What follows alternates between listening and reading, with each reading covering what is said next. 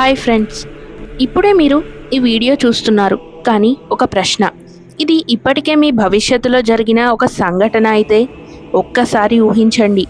రేపు మీ జీవితంలో జరిగే ఒక ప్రమాదాన్ని మీరు ముందుగానే చూసేస్తే మీరు దాన్ని ఆపగలరా? లేక అది ఎలా జరిగినా తప్పదా?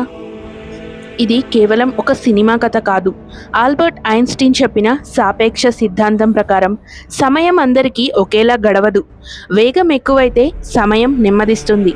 ఒక వ్యక్తి కాంతి వేగానికి దగ్గరగా ప్రయాణిస్తే అతనికి 5 సంవత్సరాలు మాత్రమే గడుస్తాయి. కానీ భూమిపై 50 సంవత్సరాలు గడిచిపోవచ్చు. ఇది ఊహ కాదు. నాసా చేసిన ప్రయోగాల్లో కూడా వేగంగా ప్రయాణించే అణు గడియారాలు భూమిపై ఉన్న గడియారాల కంటే స్వల్పంగా నెమ్మదిగా నడిచాయని నిరూపించారు కూడా. అంటే భవిష్యత్తులోకి ప్రయాణం సిద్ధాంతంగా కూడా సాధ్యమే అన్నమాట. కానీ అసలు భయంకరమైన ప్రశ్న ఇప్పుడే మొదలవుతుంది. గతానికి వెళ్ళగలమా? సైన్స్ ప్రకారం వార్మ్ హోల్ అనే స్పేస్ టైం టన్నెల్ ఉంటే సిద్ధాంతంగా ఈ అవకాశం ఉందట. కానీ ఒక ప్రమాదకరమైన సమస్య కూడా ఉంది. మీరు గతానికి వెళ్ళి మీ తాతయ్య జీవితాన్ని మార్చేస్తే అప్పుడు మీరు పుట్టే అవకాశమే ఉండదు. దాన్ని గ్రాండ్ ఫాదర్ పారాడాక్స్ అంటారు.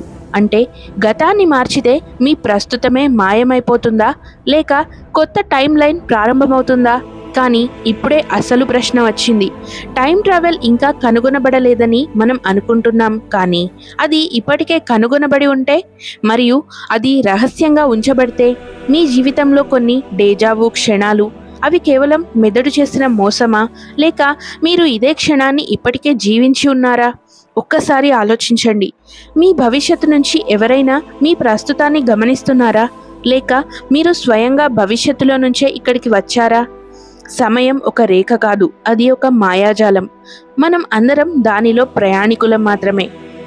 కానీ అది ఎవరి చేతిలో ఉంది? టైం ట్రావెల్ అసాధ్యమా, లేక మనకు చెప్పకూడదు అనుకుంటున్న ఒక రహస్యం మాత్రమేనా? మీకు టైం ట్రావెల్ అవకాశం వస్తే గతానికి వెళ్తారా, లేక భవిష్యత్తుకు వెళ్తారా? కామెంట్స్లో చెప్పండి. వీడియో నచ్చితే లైక్ చేయండి, మన ఛానల్ని సబ్స్క్రైబ్ చేసుకోండి. ఈ వీడియోకి పార్ట్ 2 కావాలనుకుంటే కామెంట్ చేయండి.